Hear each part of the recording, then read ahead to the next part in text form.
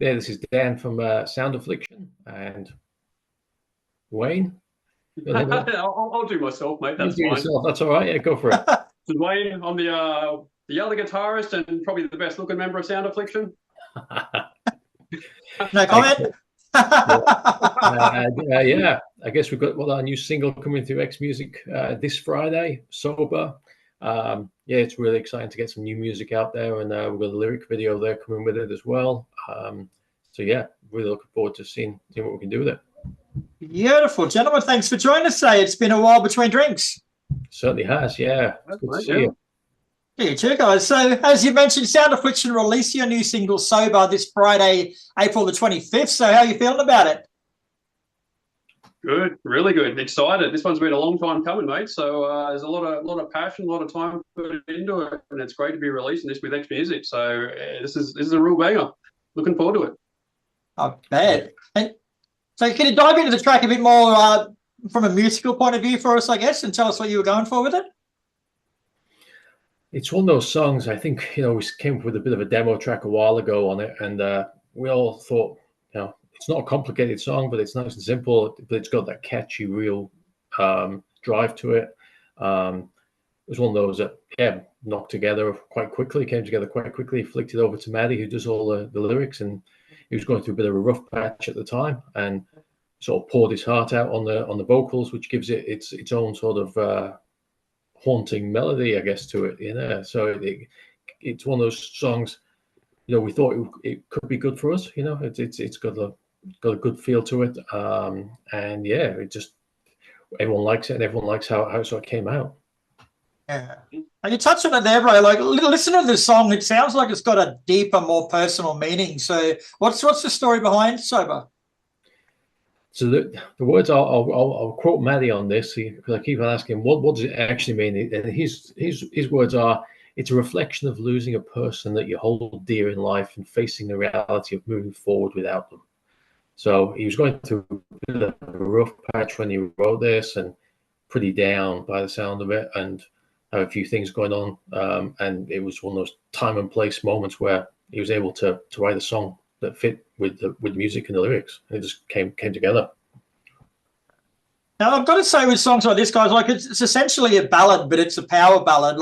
But songs like this can quite often sort of just become dreary and and a little bit stale. But you guys have managed to. There's quite a few parts in it where you up the tempo just slightly for a little bit, and then you pull it back. How difficult is that to get right in a song like this, like knowing when to up the tempo and when to bring it back and not go overboard with things like that? I think that one just flowed naturally, really. I mean, Dan really wrote the music for it, but that one, it just, even when we started playing it from the word go, it flowed for us really well. Yeah, I think that's it. I really think it was that difficult at all. Nothing. It wasn't.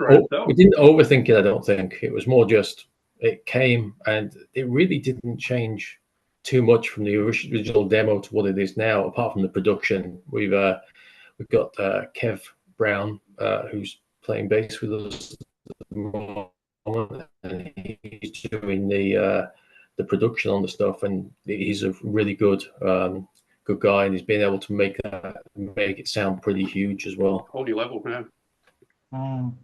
Yeah, because when it first started, like, I sat back and I thought, oh, here we go again, another fucking love song, another soppy one. But like I say, I really liked the way it gained in intensity briefly and then pulled back in. Like, it was a soppy ballad, but it was a tough soppy ballad.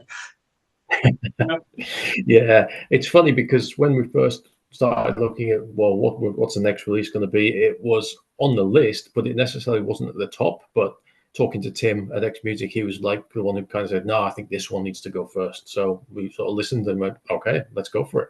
Yep. It's always got a really good reception live too. So, Yeah. And I guess the big question, guys, is Sober a standalone single or is it part of a bigger album picture? Oh, it's definitely part of an album. We've been plugging away, what seems like forever, pulling this thing together. It's going to be 11-song album. Tentatively hoping we'll get it out there September time. We've got the first 3 singles lined up, ready to go, all done, dusted, videos and things all in the bag. So we're really pleased to have a sort of plan to get the band going forward. Now, I know the answer to this one because I've got a bit of a history with you guys, but is Sober a good sonic representation, I guess, of what to expect from the whole album? That's a good question. I think there's a lot of diversity in the album as well. Like there are some songs that are a lot heavier and hit a lot harder, and there's a couple of songs that are along the lines of Sober as well. So it's very dynamic what we do, and that's kind of what's I think kept all us interested, but kept our our audiences interested too. So yeah, there's some heavy stuff coming too, really heavy stuff. Nice. So what choose that track to introduce the album to the world then, I guess? Oh, good question. I think it was one that we're all quite passionate about. It's one that we've come to know really well. And originally, go back a couple of years ago, we were playing around with that song, and we really thought it could be a good single. But there's also a track called Devil in Me, which was the first one we recorded from the album, and it just sounds great. And we thought, oh, that'll be the one, but it's a lot heavier. But yeah, I guess it just sort of came together, and it's a good, solid song. Hopefully it introduces a bit of a lighter shade. At the end of the day, we're a hard rock band. We've got some heavy parts, we've got something, but Matty's vocals keep it in that sort of melodic zone. Not too heavy and not too light, so it kind of gives a good representation of it, I think. It should appeal to a fairly large audience, I think. Yeah. And then is that sort of the thought process going into like choosing the first song from an album, like something that would appeal to a wider audience more so than something that you guys personally favour? Probably a bit of both, I think. Trying to find that happy medium. I mean, the next sort of singles we've got hopefully Sober coming out this Friday, then we've got Devil in Me about 8 weeks later, and then the next single after that is Leave a Light On. Now that song, if you'd asked me 12 months ago, I would have thought, no, it probably won't be a single, but the way it's come together, it's a really good song, and kind of shocked us a bit. Went, this could actually be good because it showcases a lot of diversity in the band. Nice. Now, you guys recently signed with XMusic as well, which it's a growing label with an impressive roster. It's got bands like Piston Fist, Sisters Doll, Frankenbach, Dream Killers, heaps of bands signing on, mate. So what sorts of things does it open up for you as a band joining forces with someone like XMusic? Oh, I think for us, it was a real great opportunity to get involved. Like I say, with some great bands playing there, on there, and just seeing what those bands have been able to do in the last since post-COVID, I guess. They're growing, they've been out touring, they're picking up great support slots on some international things. So yeah, from our perspective, it just seems like a great opportunity to join in with some of those things and get the music out to a wider audience, which is where we're hitting the ceiling ourselves. Exactly, yeah. Appeal to your audience. Get our music in front of more ears. Always a bonus, isn't it? Now, I hope this is still going ahead, but you're launching a single at the Tribe in Redcliffe as part of Metal United Down Under this Saturday, April 26th. So tell us a bit more about that show. Oh, yeah, no problem. So we got a call from the guy who's organising that show and said, oh, look, I know you got a single coming out. How do you feel like doing a launch on that day? Well, perfect. If we can make it work, let's do it. So yeah, it came together really quickly.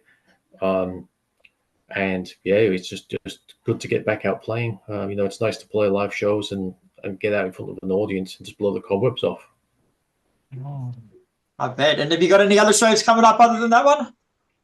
At the moment, we kind of haven't, because we've been really focusing on getting this album wrapped up and getting a process going with that. So, and then that's for must be about 8 weeks. I've got a bit of a trip overseas, so I'll be away for a while. So when we get back, it'll be all systems go after that, I think.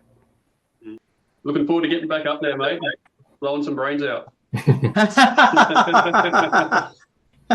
Very nice. So where's the best place for people to keep up with Sound Affliction or to listen to your music?